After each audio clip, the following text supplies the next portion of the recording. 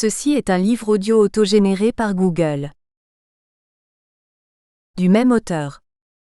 Analyse des facteurs devant conduire à l'évolution du droit international public. Centre d'études diplomatiques et stratégiques, 1997.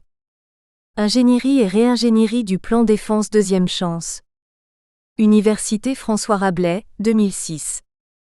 Décider en stratège, la voie de la performance. L'Harmattan 2013.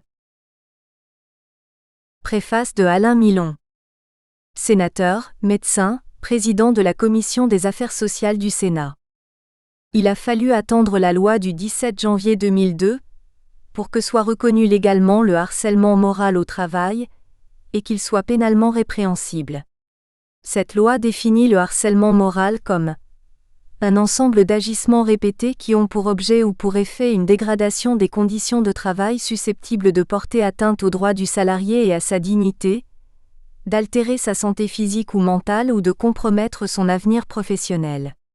Par-delà la définition légale qui confère un socle juridique à une sanction et une reconnaissance du statut de victime, il est important, me semble-t-il, de relever la dimension protéiforme du harcèlement moral, a priori l'acception très large de cette définition, qu'un certain nombre d'exigences vient aussitôt contrebalancer, restreint considérablement les possibilités de prouver la constitution du délit et renforce l'impunité de l'auteur du délit.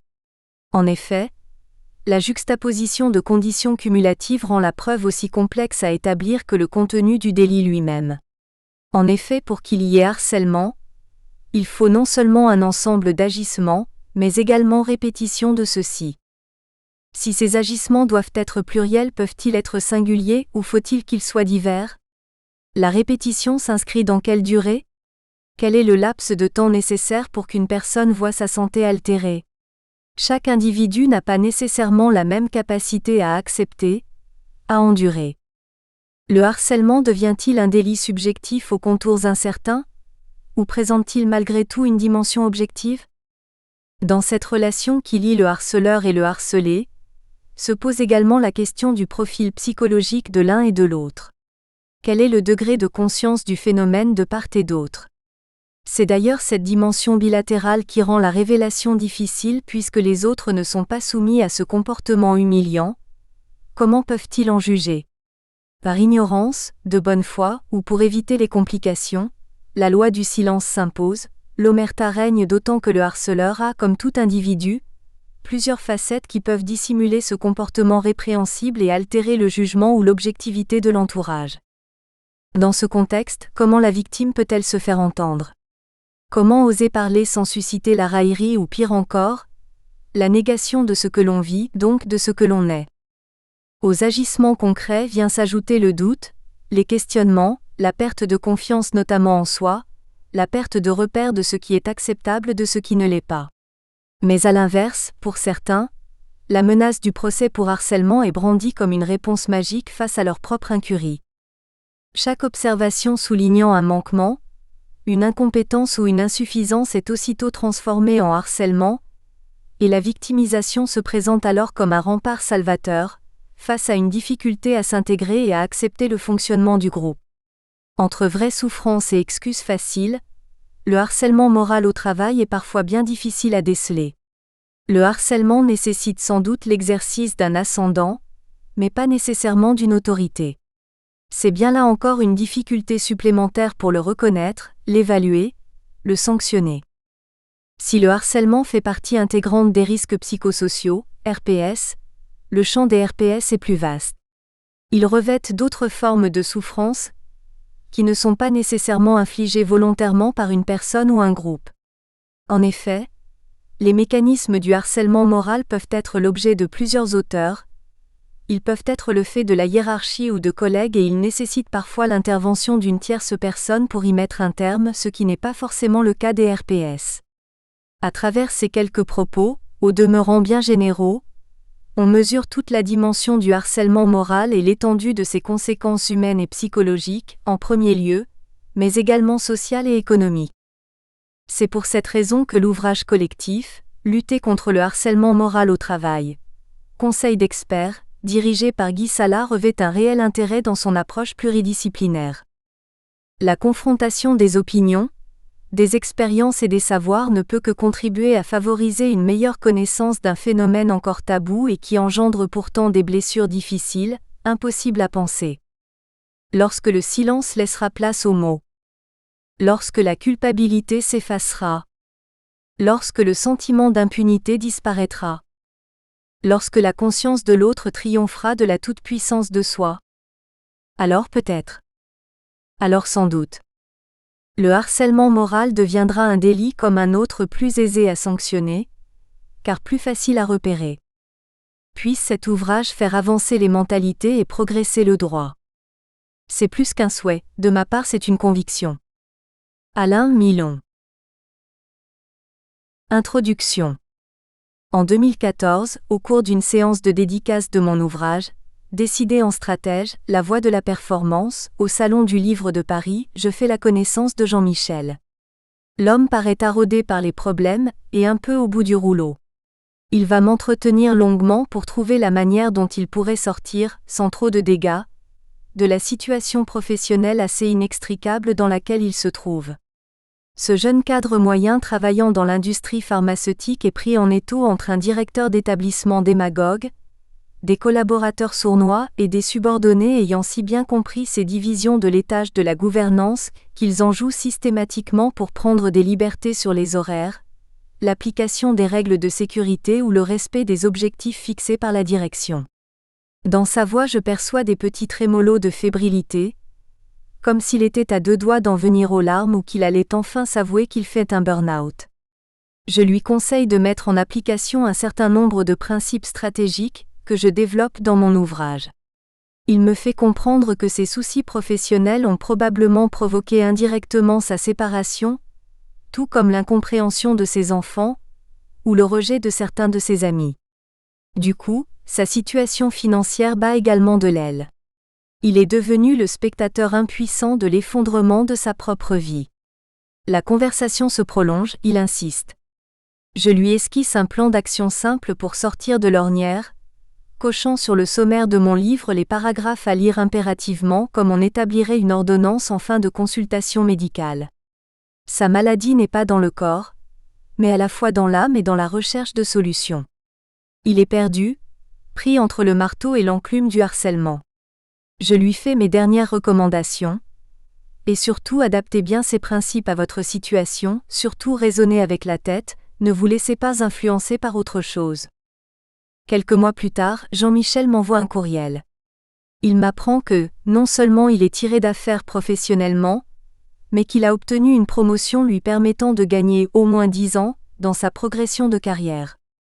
Son message était jalonné de citations de mon ouvrage comme pour montrer, en bon élève, qu'il avait strictement suivi la méthode que je préconisais.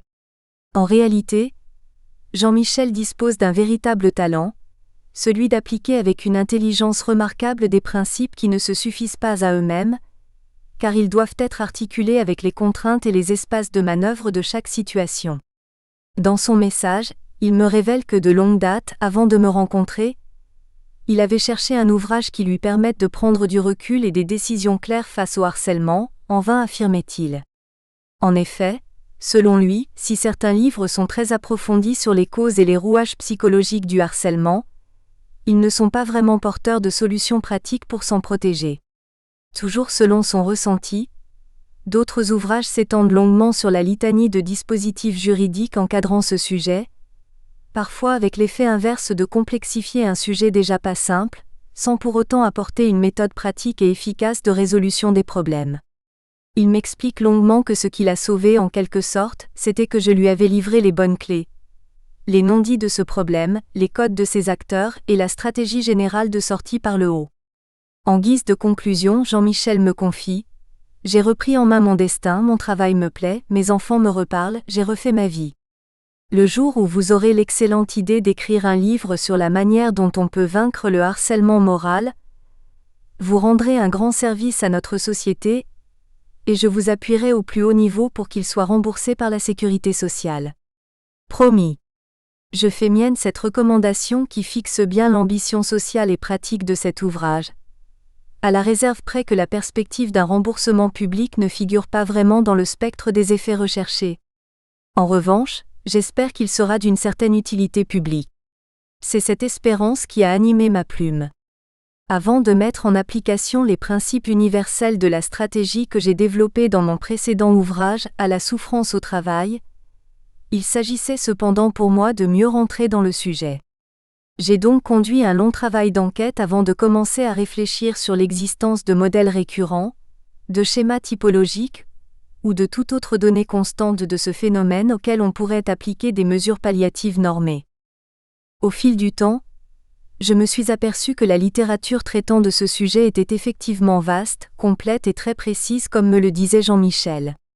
Mais aussi que celui qui était en situation de détresse se retrouvait dans une difficulté certaine pour, d'une part, cerner globalement tous les aspects du harcèlement applicables à son cas, et d'autre part pour en tirer des recommandations utiles pour résoudre sa situation. Après avoir rencontré nombre de chefs d'entreprise ou d'établissements publics, force a été de constater que l'incertitude et le doute régnaient également chez eux. C'est alors qu'est née l'idée de cet ouvrage. Réunir autour d'une même table littéraire l'ensemble des acteurs qui vont rentrer dans le monde de la victime quand elle va se reconnaître, à tort ou à raison, comme harcelée. Ce sont les mêmes acteurs qui vont peupler l'environnement du dirigeant, face à une accusation de harcèlement. À l'heure où les risques psychosociaux s'érigent en mal du siècle, et où la lutte contre le burn-out devient un enjeu notable de croissance et de prospérité, puisse cette contribution permettre aux lecteurs de trouver dans les éclairages de cet ouvrage, si ce ne sont des miracles ou des recettes magiques, du moins des tranches d'humanité qui les invitent à ne jamais baisser les bras. Son objectif est donc d'examiner le phénomène de harcèlement moral au travail pour le combattre et le vaincre, que l'on soit victime ou accusé. La vision du magistrat sera mise en relief par celle de l'avocat et du médiateur, celle du médecin sera enrichie par celle du psychothérapeute, celle du harcelé côtoiera celle du DRH ou du chef d'entreprise, le préventeur y croisera le chercheur, le philosophe y croisera l'homme de foi, le coach ou le manager. Son but est de faire carrefour et dialogue pour trouver la bonne voie de sortie, avec les bons outils et les bonnes idées. Tour de table des experts, du harcèlement moral au travail. Cédons donc la parole à ces experts. Ils vont vous soumettre des options en même temps qu'ils feront part de leur prudence, de leurs enthousiasmes et de leurs encouragements. Dans cette communauté d'écriture, l'expert français croise les idées du spécialiste canadien ou du chercheur belge, nous sommes dans une approche francophone interculturelle. Mais attention, il n'est ici nulle intention de concurrencer les théoriciens du sujet. Nous avons fait tous les efforts concevables pour être les plus concrets et les moins militants possibles. À tel point d'ailleurs qu'in fine, il est indubitable que cet ouvrage intéressera l'ensemble des personnes concernées par ce sujet. Les employeurs, les managers, les préventeurs, les médecins, les avocats, les médiateurs. Pour lutter contre le harcèlement moral au travail, il faut agir par la connaissance et la volonté. La connaissance des recours possibles en matière de droit, de santé. La volonté de comprendre, de s'organiser et de se battre, certes. Mais aussi d'écouter, de faire la part des choses et de dialoguer. Chacun d'entre eux apporte une partie de solution. C'est l'association harmonieuse de leurs voix orchestrées en chœur qui feront trouver à chacun des clés pour répondre à ses préoccupations. Nous commencerons notre tour de table avec Evelyne. Harcelée dans le secteur public, elle a remonté la pente en se rendant utile auprès de ceux qui souffrent plus qu'elle. Elle parle de sa descente aux enfers tout comme Marie-Thérèse Vallet, harcelée dans une entreprise et qui a réussi à gagner à force de courage et de pugnacité. Nous suivrons ensuite les conseils de deux directrices de gestion des ressources humaines, DRH, de grande expérience, Nadine Goetz et Séverine Tanneux. Elles-mêmes ont été touchées par la souffrance au travail. Elles nous révéleront le dessous des cartes de certaines entreprises. Elles céderont la parole au magistrat Michael Poyet, car il est indispensable d'avoir une approche juridique avertie de la souffrance au travail pour s'en prémunir. En droit, la notion de harcèlement est loin d'être celle qu'on lui prête tous les jours. En miroir du DRH et du droit, on retrouve souvent les représentants du personnel, les représentants syndicaux et les membres de comités d'hygiène, de sécurité et des conditions de travail, CHSCT. Claude Burel est un praticien d'expérience qui a exercé toutes ces fonctions. Il nous livre ses secrets. Sa méthode d'intermédiation sera utile aux personnes en souffrance qui cherchent à se faire aider, aux représentants du personnel et aux chargés de risques psychosociaux, mais également aux managers et aux employeurs, car elle est éclairante sur un triptyque fondamental, la prudence, la neutralité et la recherche d'intérêts communs. Denis Caffarati, représentant syndical, complétera son approche. Laurent Trivalleux anime un réseau d'inspecteurs du travail qui sont sur le terrain en entreprise. Il nous expliquera alors le rôle de sa structure de contrôle des conditions de travail. Cet organisme peut permettre à une personne isolée de se faire entendre. Nous verrons comment. Les conseils de Jean-Pierre Porcher, médecin de prévention, compléteront ensuite ceux de l'inspecteur du travail. Il décrypte les récentes pratiques managériales qui génèrent de nouvelles pathologies. Le docteur Dumortier prendra le relais, en présentant de façon très illustrée son quotidien riche de médecin du travail. Julien est chef d'entreprise dans le secteur de l'agroalimentaire. Son expérience de patron montrera que tout n'est pas binaire ou systématique dans les conditions de travail, et que l'essentiel se situe peut-être dans le bonheur à l'ouvrage. Après avoir fait le tour des acteurs internes, nous nous tournerons vers les acteurs externes et aux observateurs du sujet. À commencer par les avis et conseils très directs et concrets de deux avocats spécialisés, Maître Philippe Baron, bâtonnier du barreau de Tours, et Emmanuel Collier, avocat international de renom au barreau de Paris.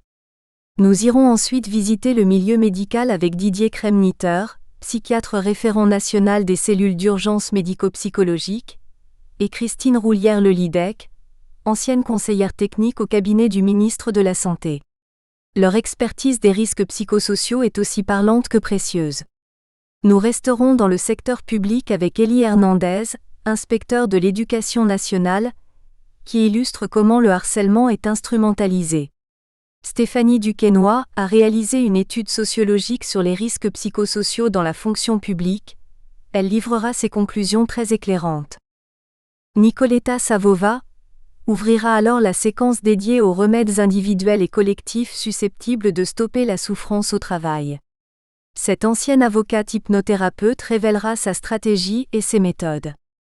Le docteur Christine Geoffrion est une psychologue de renom. Elle a identifié des voies de sortie du harcèlement et nous les livre. Angelo Suarez complète ses pistes. Ce sociologue du travail québécois montre que le harcèlement n'est pas une relation interpersonnelle qui tourne mal, mais une dégradation de la cohérence interne du milieu dans lequel il prospère. Après les universitaires, le philosophe et consultant RH Alain Seton apportera des éclairages psychospirituels sur le harcèlement moral. Il ouvre d'autres pistes pour s'en sortir par le haut. Nous resterons dans la recherche de solutions avec Danielle Liget. Cette sophrologue soulage, redonne confiance et répare les dégâts occasionnés par la souffrance. Elle livre sa méthode. Le rôle du médiateur est de réconcilier ce qui est inconciliable et de redonner du dialogue là où il y a eu rupture. Véronique Lafitte est médiatrice professionnelle. Elle nous explique les vertus de cette méthode de résolution du harcèlement. Comme elle, Muriel Rosset, consultante en ressources humaines et enseignante en philosophie en Belgique, propose d'oser la bienveillance et l'écoute. Au fil des pages, j'interviendrai parfois pour compléter le propos, notamment avec des extraits de mon prochain ouvrage sur le sujet, Triompher du harcèlement moral.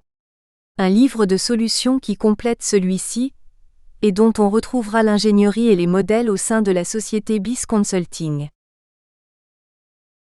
TEMOIGNAGE d'Evelyne.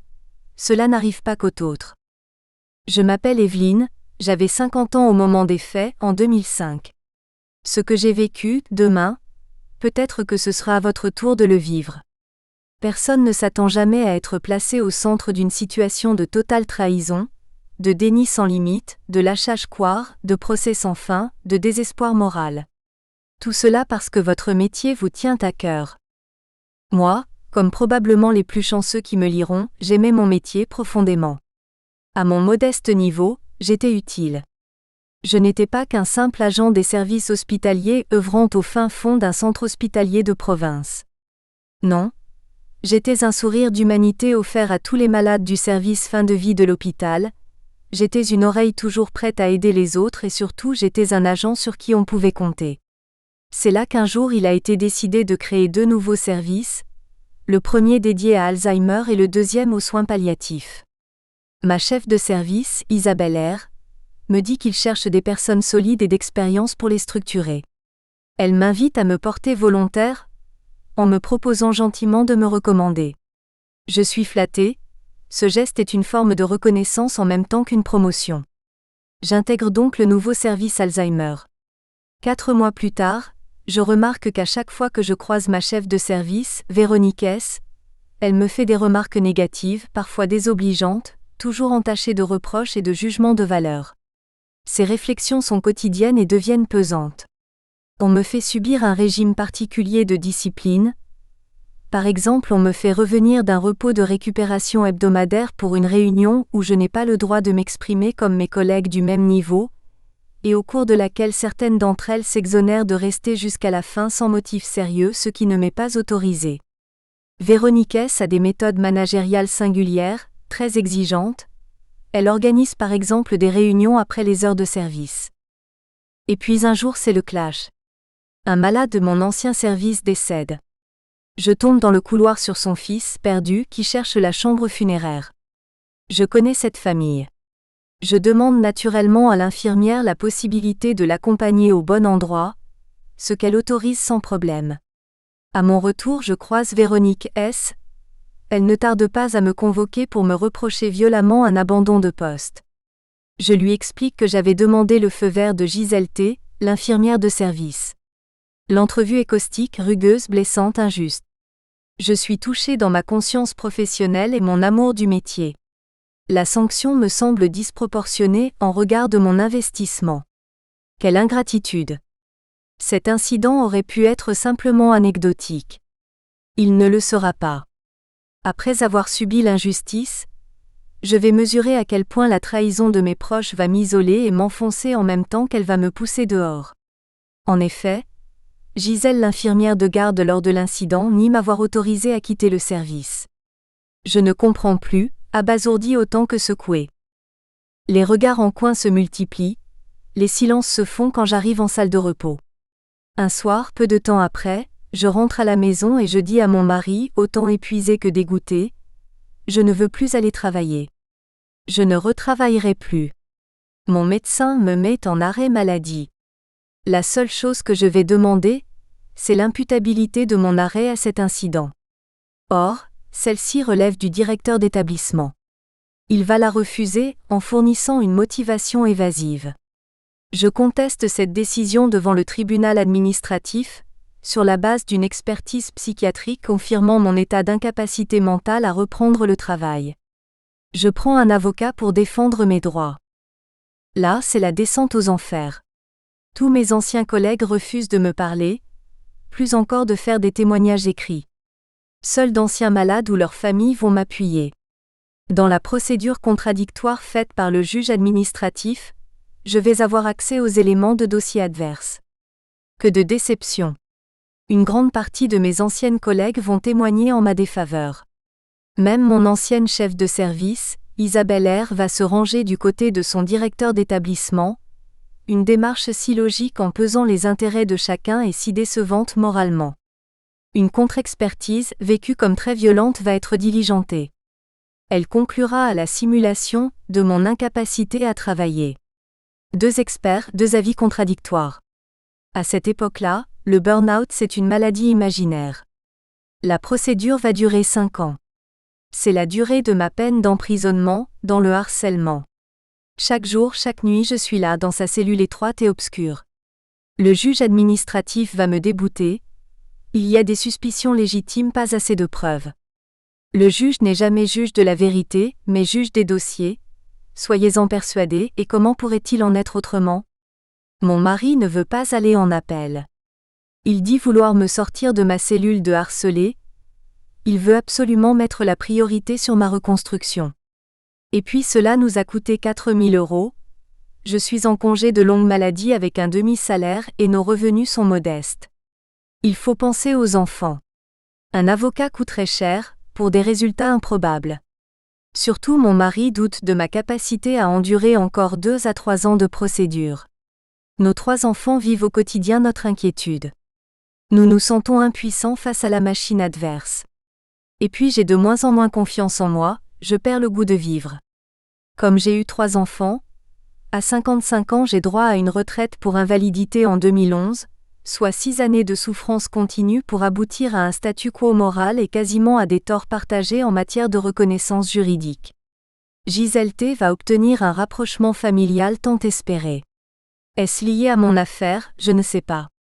1 an plus tard, je vais développer un cancer de la peau. Est-ce lié à mon harcèlement? Je ne sais pas.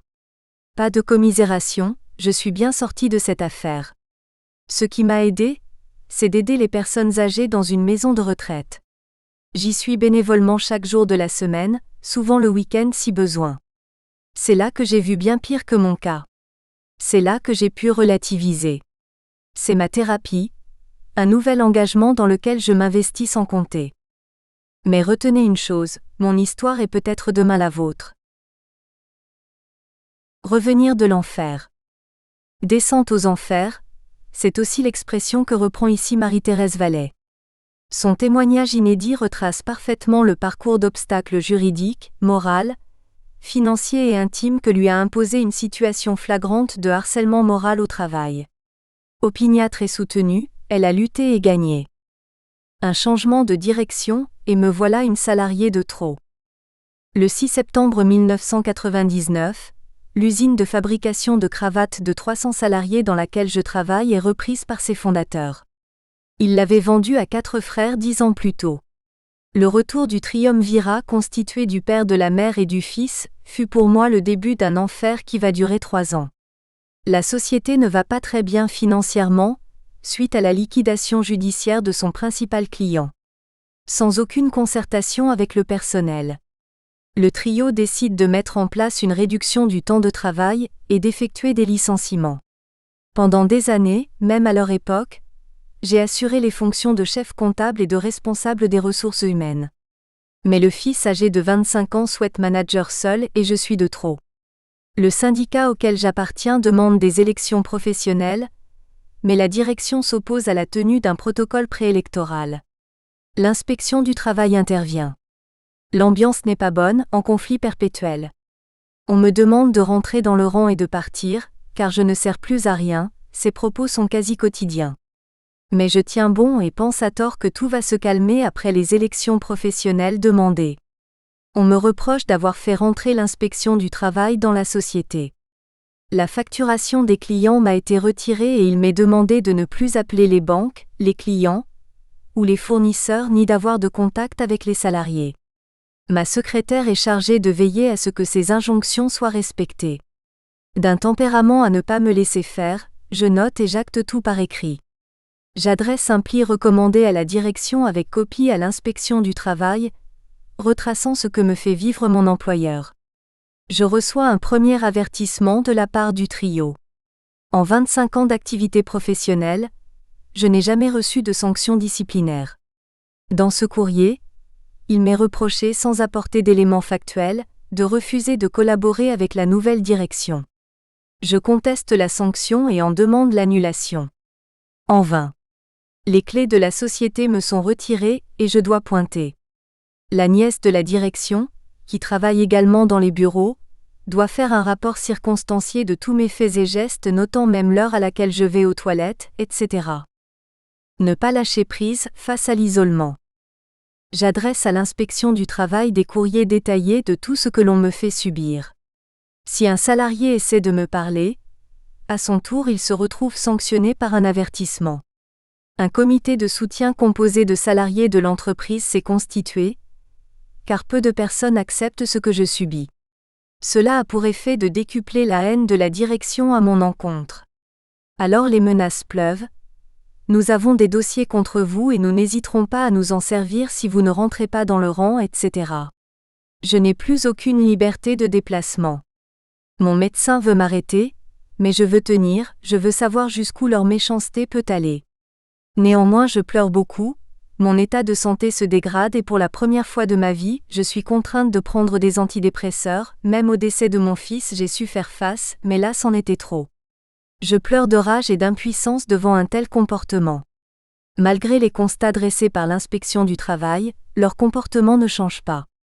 Et tous les jours j'ai des réflexions. Devrais-je dire des insultes et des menaces de la part du père, de la mère, du fils, de la nièce et de ma secrétaire? Tu démissionnes quand? Ça sent mauvais dans le bureau, il doit y avoir de la pourriture. Il m'a même été reproché de créer des crises d'asthme à la mère lorsqu'elle me voit. Je n'ai plus de téléphone, ma ligne est coupée. Un jour l'appareil lui-même disparaît. J'éprouve un sentiment de peur. Si je dois appeler au secours en urgence, je fais comment? Je continue à aller au travail, la boule au ventre, l'envie de vomir avant de partir. La journée sera longue, je n'ai rien d'autre à faire qu'à attendre que l'heure arrive pour rentrer chez moi.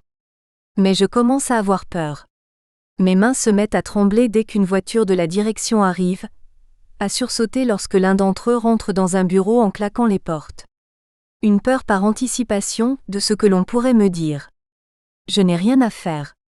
Ma table de travail est vide, plus de téléphone, d'ordinateur, de papier, de stylo, rien.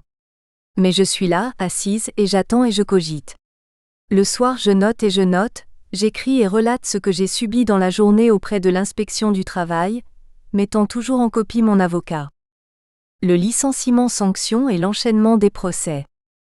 Je vais tenir 4 mois environ, jusqu'au 14 janvier 2000, date à laquelle arrivera une convocation à un entretien préalable en vue de mon licenciement. La date de l'entretien est prévue 10 jours plus tard, mais, en attendant, et compte tenu des faits qui me seraient reprochés, je suis mise à pied à titre conservatoire. L'inspection du travail écrit à la direction en leur demandant de respecter le mandat protecteur. Elle ne me lâchera jamais. Le trio s'en moque, il continuera la procédure.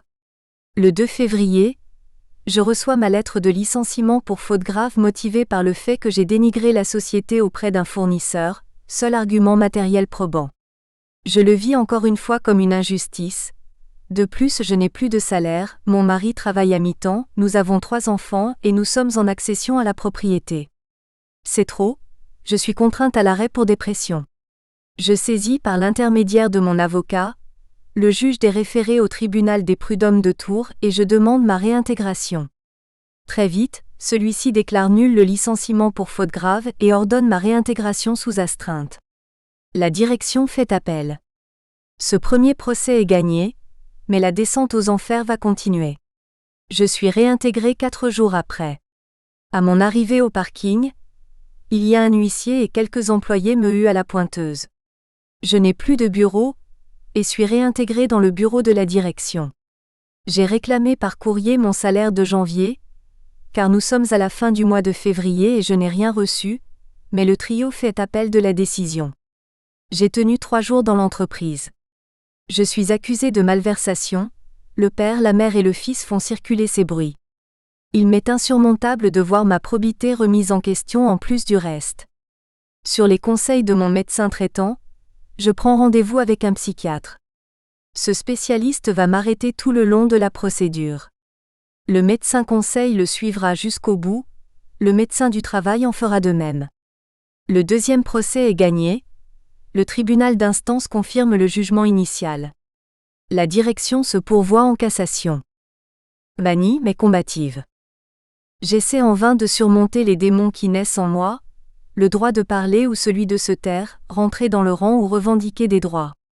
Si j'étais rentré dans le rang, j'aurais toujours mon travail et surtout mes salaires. Les salariés sous l'emprise de la direction doivent se positionner. Ceux qui soutiennent la direction sont gardés et ceux me soutenant sont virés. Il s'en est suivi une succession de démissions de certaines salariés. Un comité de soutien à la direction organise des manifestations dans la rue, avec des slogans véhéments à mon encontre. Des tracts injurieux et diffamatoires sont distribués sur la place publique. Le pourvoi en cassation interjeté par la direction est rejeté en audience publique 1 an et demi après le premier procès. Encore une victoire juridique, mais le mal est fait. Mes enfants subissent de la méchanceté dans leur lycée. Dans notre village, les gens parlent. Et si c'était vrai et si elle avait commis des malversations, et si, etc. Les amis sont moins nombreux, les vrais restent, vous soutiennent et vous aident. Étant en arrêt de travail, la direction a demandé la subrogation de mes salaires. Les indemnités journalières pour maladie et le complément prévoyance sont conservés par l'entreprise. Je n'ai plus de revenus depuis des mois. Nos économies fondent comme neige au soleil. Je gagne tous les procès pour le moment, mais la promesse faite par la direction de me voir vendre ma maison sera sûrement d'actualité très rapidement. Une deuxième audience de référé pour retrouver mes salaires sera nécessaire. Elle me donnera raison, et je retrouverai enfin des revenus. Entre-temps, mon avocat a saisi le Conseil des prud'hommes pour me libérer par la résolution judiciaire de mon contrat de travail au tort de l'employeur au motif de harcèlement moral. Celui-ci va désigner des conseillers rapporteurs afin d'instruire l'affaire. La direction porte plainte contre X pour abus de biens sociaux. Le contre X revêt toute son importance. J'ai été la seule à avoir été auditionnée par la gendarmerie, la seule à avoir eu une perquisition à la maison. Ils se sont toujours défendus en disant qu'aucune attaque personnelle n'a été faite à mon encontre. Cette enquête n'a pas abouti, j'ai été totalement blanchie, mais je repense toujours à cette sensation du viol de votre intimité. Par chance ce jour-là, mes enfants étaient tous les 3 dans leurs groupes scolaires respectifs. Lors de cette perquisition, les gendarmes ont saisi des cassettes où j'avais enregistré toutes les méchancetés que cette famille me faisait. Les ont-ils écoutées ? Leur cruauté ne faisait aucun doute, mais en France il est interdit d'utiliser ce genre de procédé, ce qui est bien dommage. Je détenais les preuves par ces conversations de tout ce que je subissais et en l'absence de ces enregistrements il faut trouver des témoins. Elles m'ont été rendues 3 jours plus tard avec le dictaphone. Les procédures juridiques vont continuer. La direction conteste mes arrêts de travail. Il y a désignation d'un expert qui confirmera leur légitimité. Un contre-expert fera un dossier très circonstancié sur mon état psychologique et la dégradation de mon état physique et il y portera les mots « harcèlement moral », comme l'avait fait le médecin du travail et le médecin conseil de la Caisse régionale d'assurance maladie. Ma santé a été très affectée, et mon équilibre psychologique également. Je n'avais plus envie de rien ou peut-être que d'une seule chose, que tout s'arrête. À une période la direction souhaitait faire une transaction. Pour moi le mal était tellement grand que seul un jugement me permettrait de passer à autre chose.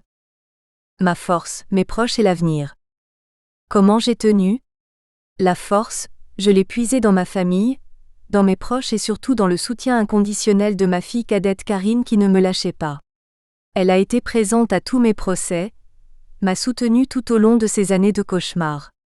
Il m'a été volé plus de 2 ans de ma vie au cours desquels je me demandais ce que serait le lendemain, où j'avais peur de la sonnerie du téléphone, ainsi que celle de la porte d'entrée, avec l'impression de ne plus être maître de mon existence, mais de subir la journée qui arrive. Le 8 mars 2002, contre toute attente, des excuses publiques me seront adressées par les salariés de l'entreprise qui avoueront devant les caméras des télévisions locales et devant la presse écrite la manipulation de la direction. Elles regretteront le mal qu'elles m'ont fait et elles me demanderont pardon. Le tribunal des prud'hommes me donnera raison, et l'appel interjeté par la famille de la direction modifiera en ma faveur le quantum lié au harcèlement moral. Je me suis présenté dans le collège des cadres de mon entreprise aux élections professionnelles, afin de négocier un accord sur les 35 heures et j'en ai récolté près de 3 ans de tourmente et d'humiliation. Comble de l'histoire, cette direction, dès son arrivée, souhaitait me voir partir et j'ai été la dernière à être licenciée pour motif économique. Depuis les années ont passé. Ce qui ne vous détruit pas vous rend plus fort et c'est mon cas. J'ai retrouvé très rapidement un nouvel emploi. Je suis devenue conseillère prud'homale pour connaître l'envers du décor. Et je viens de recevoir le 27 janvier 2015 pour mes fonctions syndicales et mon parcours professionnel, de la part de mon président du groupe de la Société Nationale Immobilière, filiale de la Caisse des dépôts et consignations, l'insigne de chevalier de l'Ordre national du mérite.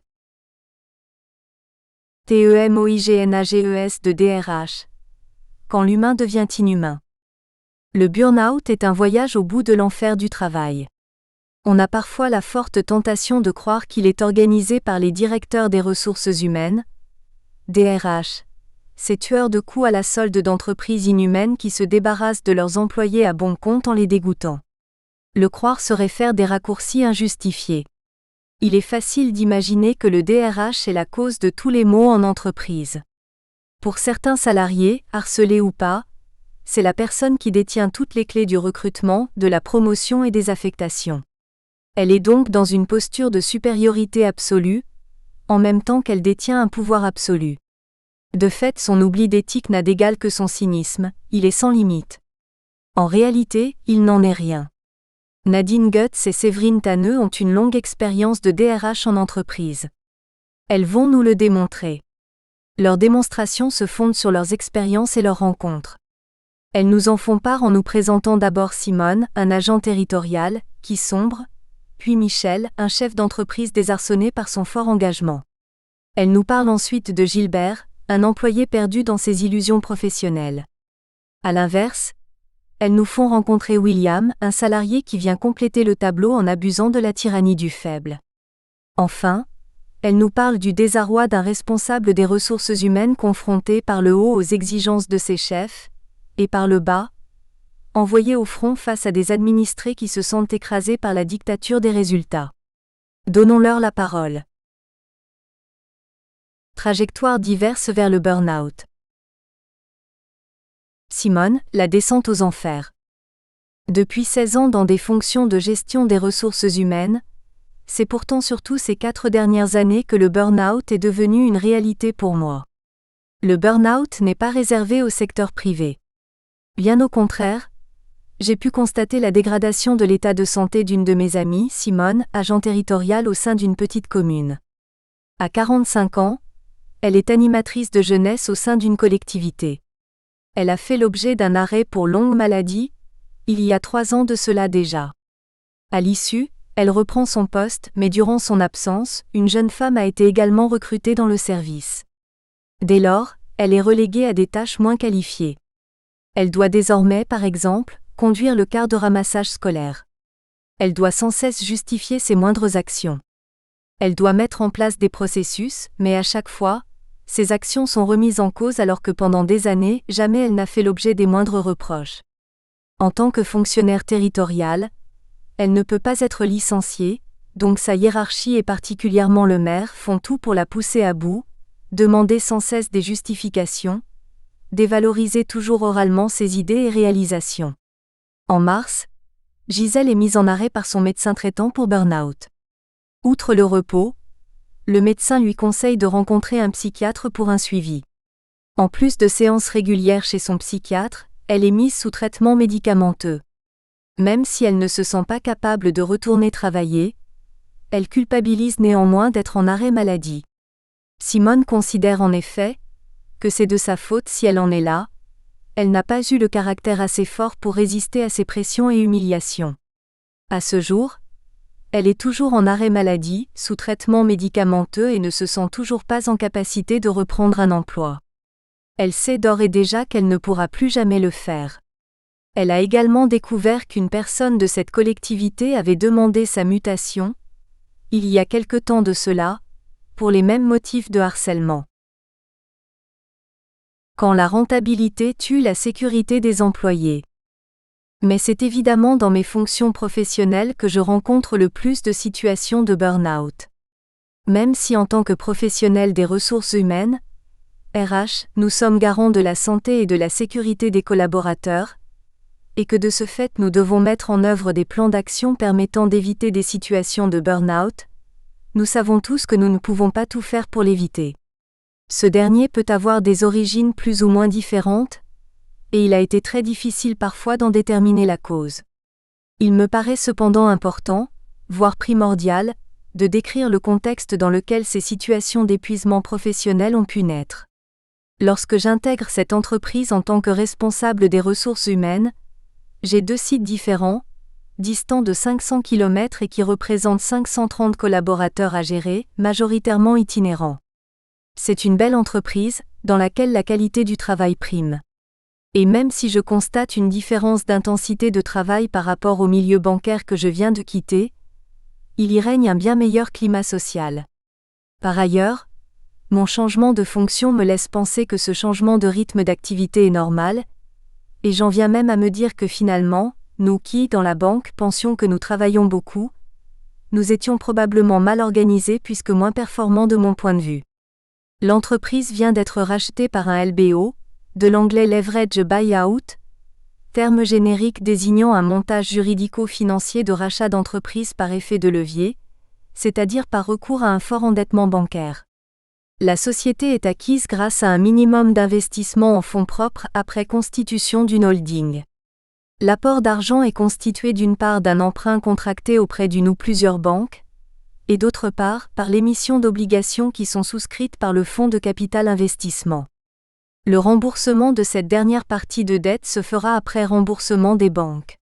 Les charges financières des dettes contractées par la holding seront alors payées grâce aux remontées de dividendes. Les repreneurs vont pouvoir acquérir l'entreprise grâce aux ressources mêmes de celle-ci. Normalement, au bout de quelques années, la société est revendue ou introduite en bourse, ce qui génère souvent de confortables plus-values pour ses actionnaires. L'entreprise en question a été acquise par un premier consortium financier, qui l'a revendue à un nouveau LBO 2 ans plus tard. Dans la première tractation, l'entreprise a mis en place les premières opérations d'optimisation. Il s'est alors agi de faire essentiellement des économies sur le fonctionnement matériel de l'entreprise. Tout cela est resté relativement indolore pour tout le monde, voire même plutôt positivement perçu car plus éco-responsable. Puis l'entreprise fut cédée à un second fonds d'investissement, sous LBO. Mais là, pour atteindre les résultats prédéfinis par avance par les actionnaires, des actions managériales ont été engagées. Les ajustements de chiffres se font alors sous différents angles, et notamment par la diminution imposée des effectifs. Après les restrictions sur les moyens matériels, ce sont alors les restrictions sur la main-d'œuvre qui se font. Pour répondre à ces impératifs, la politique RH consiste essentiellement à circonscrire les effectifs par tout moyen. Dans un premier temps, en stoppant toute embauche, qu'elles aient été rendues nécessaires par des acquisitions de marché ou par des départs volontaires. Dans un second temps, par des pratiques professionnelles différentes. Les collaborateurs doivent apprendre à travailler autrement pour être plus rentables. Les effectifs ne baissent cependant pas assez vite et la conjoncture économique devenue difficile ne favorise pas les départs volontaires. La politique RH sera alors d'inciter au départ les collaborateurs que nous aurons ciblés. J'en viens donc à faire partir des collaborateurs avec des indemnités équivalentes à 2 ans de salaire. Ensuite, 2 solutions s'offrent à nous. Dans le premier cas, la charge de travail est répartie sur les collègues restants. Dans un second cas, il devient impossible à l'équipe de fournir tout le travail sans remettre en cause le produit vendu au client et dans ce cas, un intérimaire est recruté au plus juste de la durée pour endiguer ponctuellement le retard. Le recrutement d'un intérimaire, bien que moins performant que le collaborateur de l'entreprise et bien que coûtant, la majoration pour la rémunération de l'entreprise intérimaire est privilégiée, car il n'apparaît pas explicitement dans les chiffres transmis aux actionnaires. Ainsi, d'un côté l'entreprise dépense pour faire partir un collaborateur et son savoir-faire, la charge financière nécessaire étant considérée comme exceptionnelle, car elle ne pèse pas de la même manière dans les comptes. De l'autre côté, l'entreprise dépense en main-d'œuvre moins qualifiée qui produira un travail de moindre qualité, mais qui n'augmentera pas l'effectif de l'entreprise. Ceci a un impact sur la charge de travail, compte tenu de la durée importante de la courbe d'apprentissage qui ne permet pas aux nouvelles embauchées d'être rapidement opérationnelles, ainsi que sur l'ambiance. Un des attraits de l'entreprise résidait dans la sécurité qu'elle pouvait procurer. Ceci est remis en cause par la politique menée par l'entreprise qui repose désormais sur la recherche de rentabilité à court terme. Des choix stratégiques sont faits juste avant la revente de l'entreprise au deuxième fonds d'investissement. Il s'agit notamment de mettre en place une plateforme téléphonique clientèle afin d'optimiser, sur toute la région, les appels et réclamations des clients. Les agents clientèle enregistrent alors les informations dans le dossier client et alimentent les besoins d'intervention sur le terrain. Il est donc créé en parallèle un service qui ordonnancera les interventions terrain au mieux des compétences et disponibilités des agents de terrain. Les opérateurs de terrain reçoivent alors leur mission d'intervention jour par jour via leur téléphone portable. Ils n'ont plus la nécessité de passer sur leur lieu d'embauche de rattachement et ne se voient plus attribuer leur mission de travail par leur supérieur hiérarchique, mais par l'ordonnanceur de la plateforme d'ordonnancement via leur téléphone portable. Au-delà du changement des modes d'organisation du travail, ces modifications impactent fortement les relations individuelles, mais également le relationnel collectif. Tout cela agit sur le soutien organisationnel ressenti par les collaborateurs et modifie les positionnements de chacun dans l'entreprise. C'est ainsi que je commence à rencontrer différentes situations de burn-out avec des origines plus ou moins variées, mais généralement liées à ce contexte d'entreprise. Michel, un chef d'entreprise victime de burn-out. C'est l'histoire de Michel, un directeur de centre de profit dans le milieu du BTP. Il a débuté comme chef de chantier, et à 57 ans et plus de 40 ans de carrière dans la même entreprise, il accède à une fonction de direction. Il doit alors gérer un territoire de 15 départements et 250 collaborateurs. La prise de poste se passe tout à fait bien. C'est un manager respecté de ses collaborateurs qui s'intègre parfaitement à l'équipe de direction et dont il connaît déjà parfaitement tous les membres. Après un peu plus de 2 ans d'exercice, un rapprochement de région a lieu. L'homologue de Michel est nommé responsable des 2 entités. Dès lors, des pressions supplémentaires sont exercées sur lui par son nouveau chef. Il tente de s'opposer aux décisions de son homologue devenu son supérieur. Il comprend les objectifs que poursuit ce manager. Il tente de s'y opposer, car il souhaite préserver ses équipes.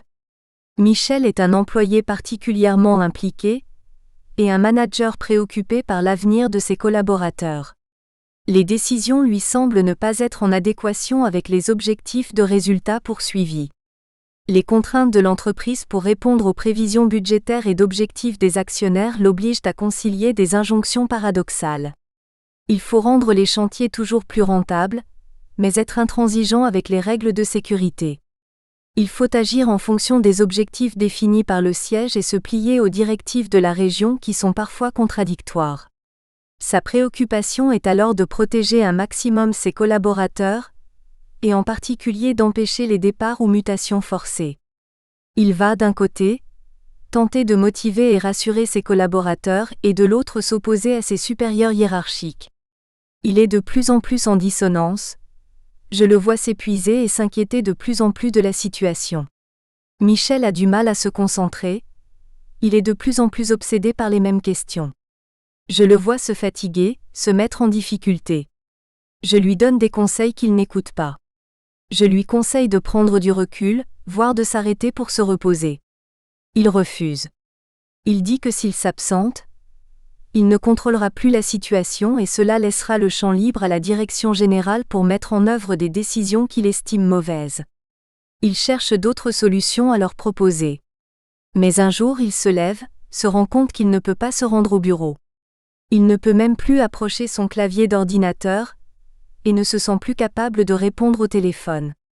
Son épouse l'amène chez le médecin qui délivre un arrêt de travail immédiat, avec prescription de psychotropes. Je le contacte immédiatement.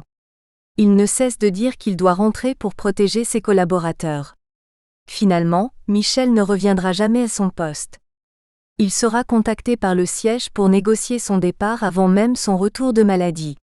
Il rentrera juste pour formaliser son départ définitif avec la direction, qu'il négociera au plus vite, car il ne supporte plus l'image qu'il a désormais de l'entreprise et la position dans laquelle il a été mis. Il sera dispensé de préavis, pour qu'il ne revienne pas. Il reçut immédiatement 2 propositions d'embauche d'autres entreprises du secteur. Il les refusera. Il conservera des liens avec certains collaborateurs de l'entreprise, dont moi, pendant 1 année environ. Puis un jour, soit 1 an environ après sa sortie de l'entreprise, il coupa définitivement tout contact avec toute personne ayant travaillé au sein de cette entreprise. Gilbert, un employé brimé impunément. C'est l'histoire de Gilbert, un agent de réseau travaillant sur le terrain. Il a une petite trentaine d'années, 3 enfants. Après un appel au service d'écoute 24h mis en place par l'entreprise, je le reçois en compagnie de la psychiatre de la société. Il pleure son désarroi. Il est en arrêt depuis plusieurs semaines. Il dit être harcelé par son supérieur hiérarchique depuis plusieurs mois. Il est, par exemple, le seul collaborateur qui ne rentre pas à son domicile avec le véhicule de service. Il doit aussi obligatoirement passer par le site d'embauche pour ensuite se rendre sur le chantier. On lui reproche quasi quotidiennement de rentrer trop vite dans la cour, appréciation parfaitement subjective qui ne repose sur rien de vérifiable. Il se fait réprimander pour ne pas avoir suffisamment sécurisé son travail, alors qu'il a procédé comme le responsable lui avait demandé de le faire, donc en négligeant certains aspects de la sécurité, pour aller plus vite. Ce dernier n'a de cesse de le ridiculiser, de le traiter comme un moins que rien. Cela dure jusqu'au jour où, lors de la pause café du matin, il raconte une anecdote sur un spectacle de sa fille. Le manager en question intervient en disant « Et si elle est aussi intelligente que son père, ça doit être quelque chose. » L'attaque non plus portée vers lui, mais contre sa fille le fait craquer totalement. Gilbert quitte son poste, se rend chez le médecin qui l'arrête immédiatement. Lorsque nous le recevons après 3 mois d'arrêt de travail, il souhaite reprendre son poste, car il va être en demi-traitement et il ne peut pas financièrement se le permettre. Il pleure toujours à l'évocation de ce qu'il a vécu. Il nous expliquera que cela fait des mois qu'il pleure chaque soir lorsqu'il rentre chez lui, qu'il a honte devant ses enfants avec lesquels même les week-ends il ne passe plus de temps, car il reste prostré dans sa chambre. Après ce difficile entretien, j'effectue d'abord une petite enquête afin de vérifier les faits. Il ressort que son chef n'en est pas à sa première victime, que les représentants du personnel, et le CHSCT notamment, le savaient, mais comme le responsable en question a longtemps été lui-même une grande figure du syndicat majoritaire, personne n'a jamais rien dit. La demande pressante de Gilbert est dans l'attente d'une solution plus durable. Nous profitons des congés d'été pour le remettre au travail en sachant que le manager mis en cause doit à son tour partir en congé. Je rencontre le médecin du travail accompagné du N+2, afin de préparer ce retour sans que le collaborateur ne rencontre son chef hiérarchique. En effet, le médecin du travail nous explique alors qu'une rencontre pourrait provoquer un tel choc pour Gilbert qu'il pourrait en faire un malaise. Alors que tout avait été parfaitement orchestré avec le N+2, pour que, lors de son retour, Gilbert ne croise pas son N+1, bien que s'étant engagé devant le médecin du travail à ne pas les faire se rencontrer, le N+2 insiste finalement pour que Gilbert serre la main de son supérieur hiérarchique estimant qu'ils doivent à minima se dire bonjour. Le collaborateur repartira le jour même en arrêt de travail, ressentira alors une perte de confiance vis-à-vis de la psychiatre et de moi-même qui l'avions assuré qu'il ne croiserait pas son chef pendant au moins 1 mois, le temps qu'il reprenne son poste et que nous trouvions des solutions plus durables. Je contacte alors le directeur de centre afin qu'une sanction soit prise contre le N+2, qui a contrevenu aux prescriptions du médecin du travail. En ce qui concerne le N+1 mis en cause pour harcèlement, un poste identique au sien étant à pourvoir sur un autre secteur géographique, je propose donc une sanction disciplinaire assortie d'une mutation et d'une mise à l'épreuve en tant que manager. Le collaborateur pouvant ainsi reprendre son poste définitivement. Finalement, un veto à cette décision est mis par le directeur du centre de profit, car le secteur où se trouve le manager incriminé va être en renouvellement d'appel d'offres et ce dernier étant apprécié du client, la direction le privilégie, performance oblige. L'autre option serait de muter Gilbert, ce qui reviendrait en quelque sorte à le sanctionner alors qu'il a déjà été la victime. Finalement, le rapprochement des régions intervenant dans cet intervalle et étant positionné comme DRH adjointe, je suis dessaisie de ce dossier. À ma connaissance, Gilbert sera maintenu à son poste, tout comme son harceleur qui recevra un simple courrier de mise en garde. William, mis à l'écart car trop attaché à sa mission. C'est l'histoire de William, un responsable clientèle de 53 ans. De niveau Bac+2, il a gravi progressivement tous les échelons jusqu'à devenir membre du comité de direction. Ainsi positionné, il travaille pendant 2 ans avec les services du siège à la construction et la mise en place d'un central d'appel téléphonique. Ce dernier est le plus important de la société au niveau national. Il devait faire l'objet d'un déploiement dans les autres régions. Cette création de service a notamment nécessité pendant 1 an et demi des transferts de personnes des centres opérationnels des 15 départements de la région vers le central téléphonique. Il a également nécessité le recrutement de conseillers de clientèle directement sur place, car tous les collaborateurs des divers départements n'étaient pas nécessairement mobiles pour rejoindre la plateforme téléphonique, et le système nécessitait une formation un peu spécifique.